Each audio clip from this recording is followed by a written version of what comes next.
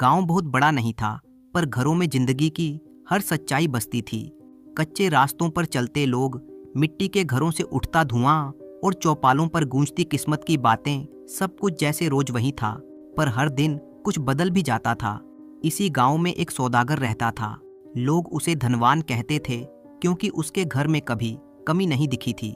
पर धन की सबसे बड़ी सच्चाई यही है कि वो ठहरता नहीं है, और जब जाता है तो इंसान को उसके असली रूप से मिला देता है।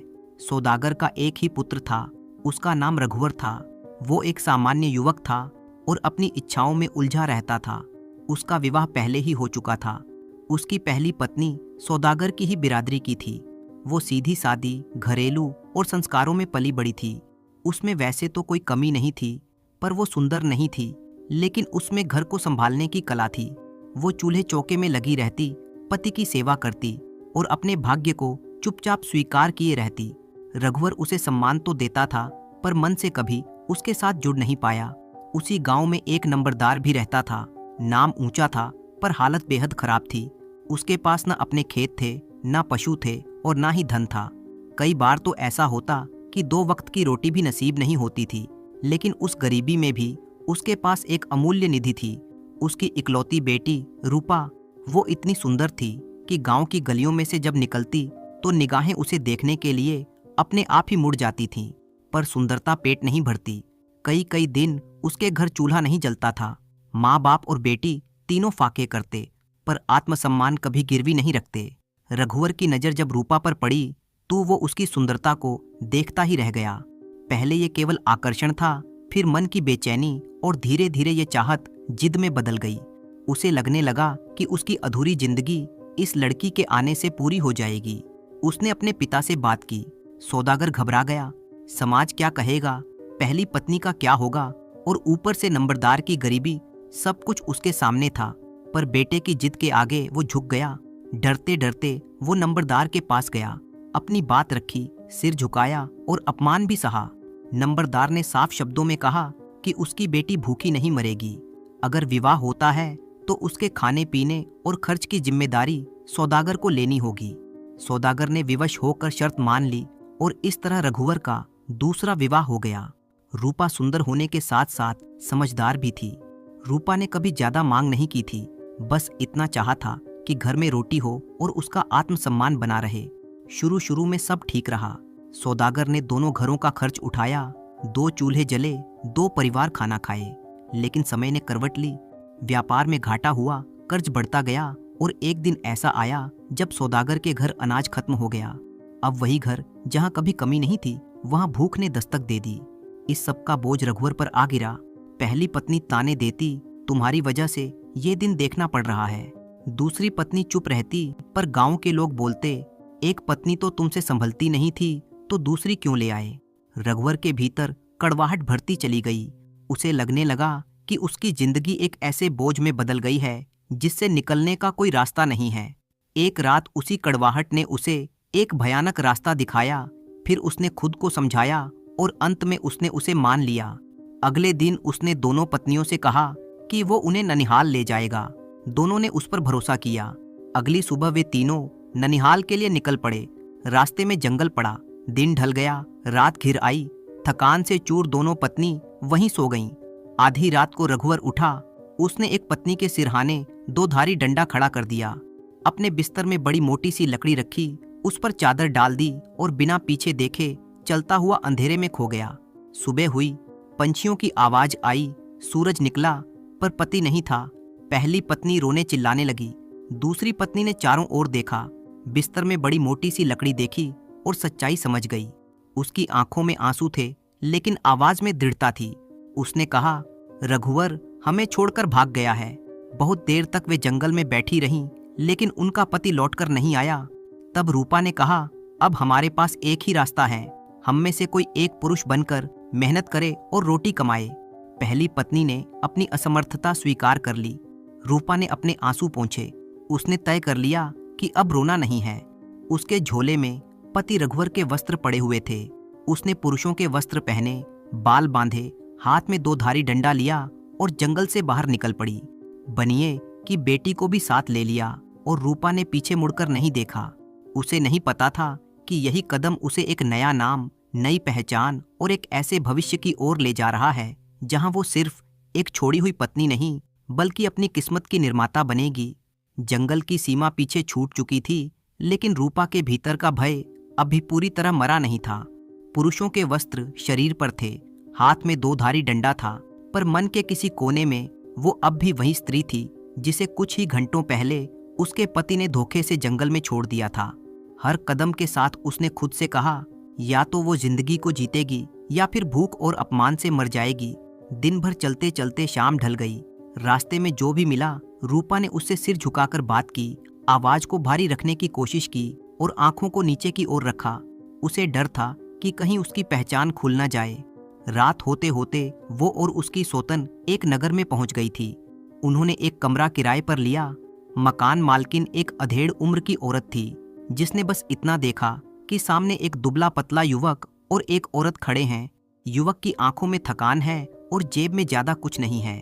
उस रात रूपा देर तक सो नहीं सकी।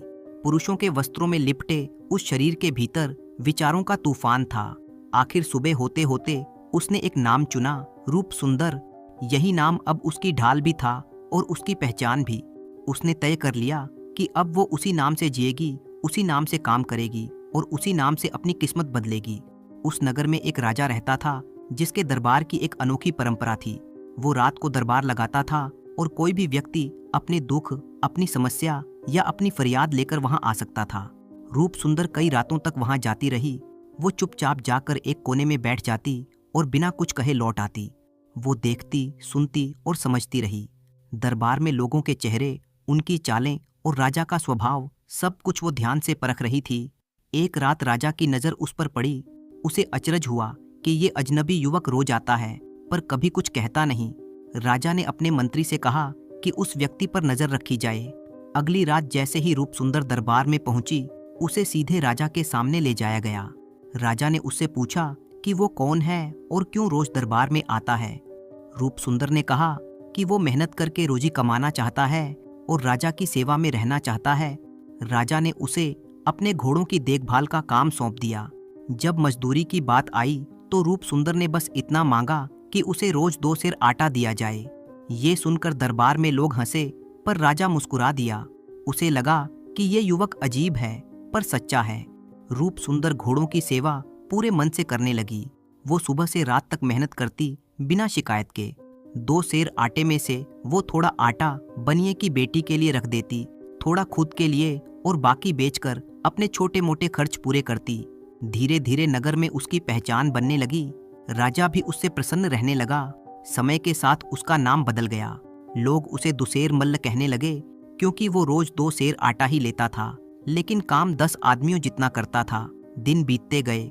रूप सुंदर का शरीर कठोर होता गया और मन मजबूत।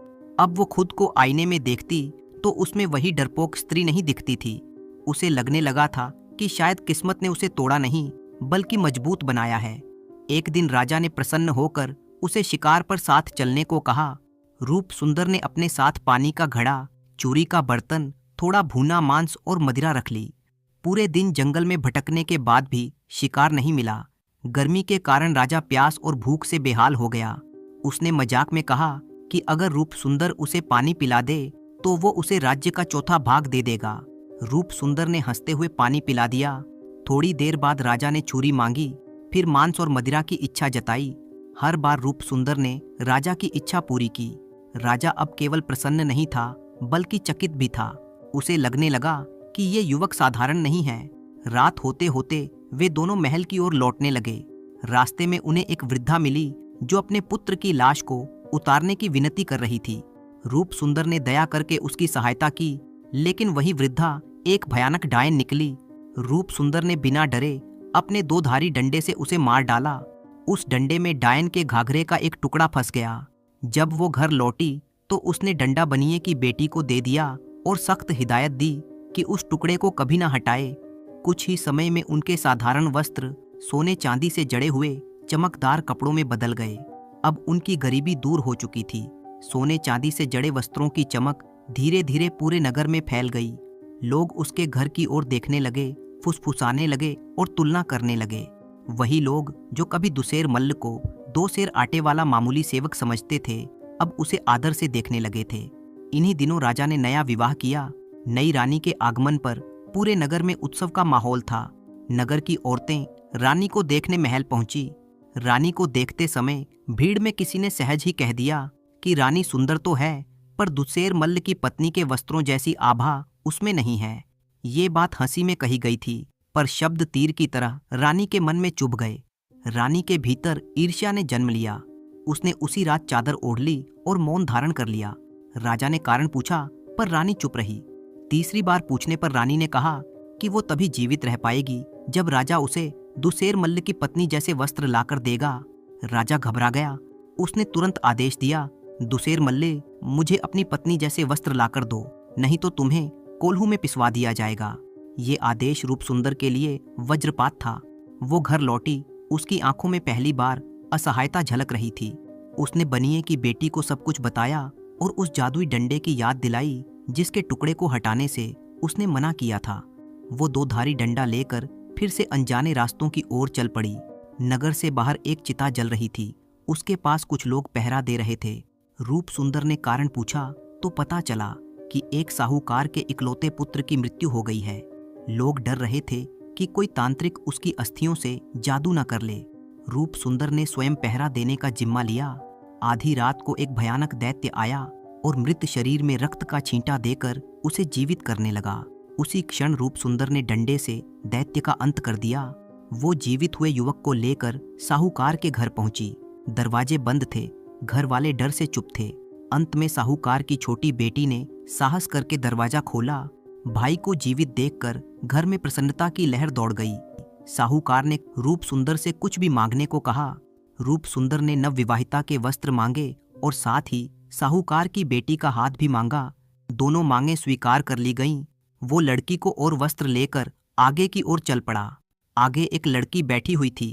वो उसको देखकर पहले हंसी और बाद में रोने लगी। दुसेर मल्ल ने इसका कारण पूछा तो उसने बताया, मेरे पिता एक दैत्य हैं, वो तुम्हें खा जाएंगे, इसलिए मैं रो रही हूँ। मैं इसलिए हंसी थी कि तुम्हारे जैसा सुंदर व्यक्ति मैंने आज तक नहीं देखा। फिर उसने इसका उपाय भी बताया। लड़की ने कहा, यदि दैत्य तुम्हें पूछे कि तुम कौन हो तो कहना कि मैं तुम्हारा दामाद हूँ। ऐसे ही हुआ। दैत्य वहां आ धमका। उसने आते ही पूछा, तुम कौन हो? इस पर दुसेर मल्ल ने उत्तर दिया, मैं तुम्हारा दामाद हूँ और तुम्हारी पुत्री को लेने के लिए आया हूँ। दैत्य ने फिर पूछा, तुम दहेज में क्या लोगे? दुसेर मल्ल ने कहा, आप मुझे जादू की टूटी हुई चारपाई दे दो। अब दुसेर मल्ल लड़की और चारपाई को अपने घर ले आया। 3 औरतें तो वहीं रह गईं। स्वयं चौथी, जो लड़का बनी हुई थी, फिर से आगे चल पड़ी। आगे एक लड़की चरखा काट रही थी। वो भी कभी हंस रही थी तो कभी रो रही थी। उसने भी वही कारण और उपाय बताया जो पिछली युवती ने बताया था। जब दैत्य ने उससे पूछा, तुम कौन हो? दुसेर मल्ल ने खुद को उसका दामाद बताया और उसे दहेज में छड़ी और कड़ी मिले। दुसेर मल्ल उसे घर में छोड़ आया। फिर उसे एक और लड़की मिली। उसने भी उसी प्रकार ही कहा। दुसेर मल्ल ने वैसे ही किया और दहेज में एक फटा हुआ वस्त्र और गद्दा मांगा और दैत्य मान गया। वो 5वीं पत्नी को लेकर अपने घर आ गया। इसी प्रकार उसने 5 पत्नी एकत्रित कर ली और वो स्वयं भी तो एक लड़की ही थी। इनमें से कोई विवाह लालच से नहीं हुआ था। ये रिश्ते परिस्थितियों की देन थे, लेकिन हर स्त्री में रूप सुंदर के लिए सम्मान था। हर रोज उसकी एक पत्नी उसको खाना खिलाती। पहली पत्नी ने उसे वही स्वर्ण जड़ित वस्त्र सौंप दिए और कहा कि राजा की रानी को दे आओ। रूप सुंदर ने वैसा ही किया। राजा प्रसन्न हुआ और उसी क्षण उसे अपना वजीर नियुक्त कर दिया। लेकिन दरबार में राजा के इस फैसले से हर कोई प्रसन्न नहीं था। पुराना वजीर भीतर ही भीतर जल उठा। उसे लगने लगा कि ये दुसेर मल्ल उसके लिए खतरा है। उसने ठान लिया कि रूप सुंदर को किसी भी तरह नष्ट करना होगा।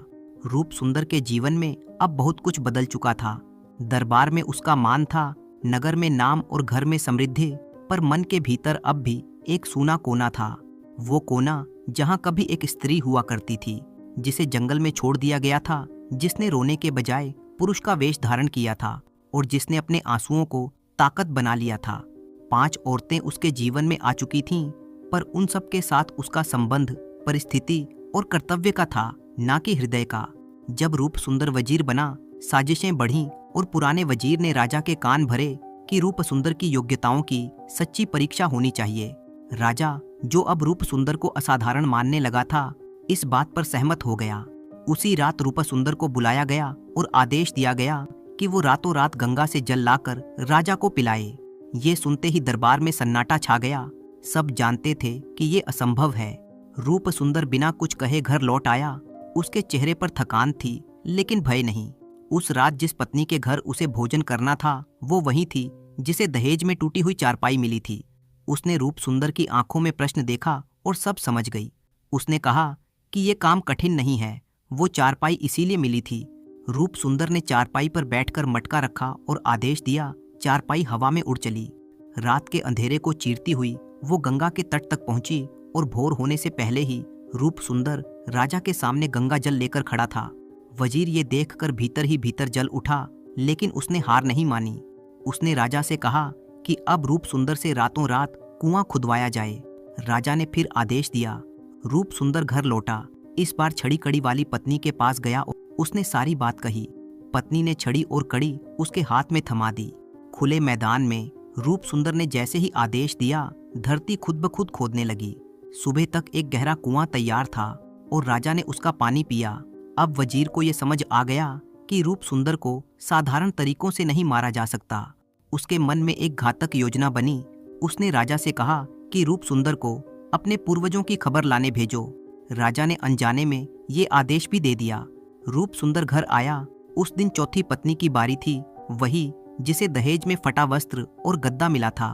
उसने रूप सुंदर की बात सुनी और शांत स्वर में उपाय बताया। उसने कहा कि राजा से कहो कि पहले तुम्हें चिता में बिठाया जाए। रूप सुंदर ने वैसा ही किया। जब आग लगी तो उसने वो जादुई वस्त्र और गद्दा अपने साथ ले लिया। आग शांत हुई और रूप सुंदर जीवित बाहर निकल आया। दरबार में हड़कंप मच गया। रूप सुंदर ने कहा, राजा के पूर्वज दुखी हैं और नाई नाइन की मांग कर रहे हैं। ये सुनकर वजीर अत्यंत प्रसन्न हुआ, क्योंकि वो स्वयं नाई जाति का था। उसने सोचा कि अब उसकी बारी है। अगली चिता तैयार हुई। रेशमी रजाई रखी गई। वजीर और उसकी पत्नी चिता में बैठे। आग लगी और इस बार आग ने अपना काम पूरा कर दिया। जब सच्चाई सामने आई तो राजा का सिर शर्म से झुक गया। उसे समझ में आया कि वजीर की ईर्ष्या ने उससे क्या करवा दिया। उसने उसी क्षण रूप सुंदर को पूरा राज्य सौंप दिया और स्वयं साधु बन गया। राज्य अब रूप सुंदर के हाथों में था। दरबार में लोग नतमस्तक थे। नगर में उत्सव था, पर रूप सुंदर के भीतर एक अधूरापन था जो किसी विजय से पूरा नहीं हो रहा था। राजा बनने के बाद रूप सुंदर ने यज्ञ करवाया। नगर और गांव से लोग आने लगे। कतारें बनाई गईं, व्यवस्था की गई।